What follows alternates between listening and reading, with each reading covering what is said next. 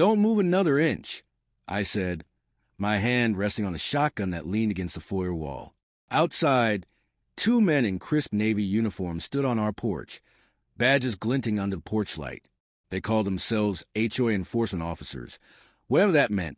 But something about their stance, the way their eyes kept darting to our SUV, didn't sit right with me. It was a humid Saturday evening in Northern Virginia, the kind where the cicadas screamed louder than the thoughts in your head. My wife, Laura, had just set a pie on the counter when the doorbell rang. She wiped her hands on her apron and opened the door before I could even get up from the recliner.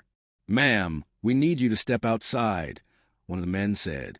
His voice was clipped, commanding, too sharp for a neighborhood compliance check. "There's been a complaint. Something about unauthorized surveillance equipment on your property." Laura laughed softly. "Surveillance equipment? You mean the security cameras we installed after the break-in last month?" "No, ma'am," he replied. "You're under investigation for violating HOA regulations and state privacy laws. We'll need to take you in for questioning." That was when I knew something was off. No HOA has the authority to arrest anyone. And these guys weren't wearing body cams, just shiny fake badges that looked like they came from a costume store. I stepped forward. "Who exactly do you work for?" The taller one turned toward me with an expression that was supposed to be intimidating. "Sir, this doesn't concern you. Please stand back." Laura's brow furrowed.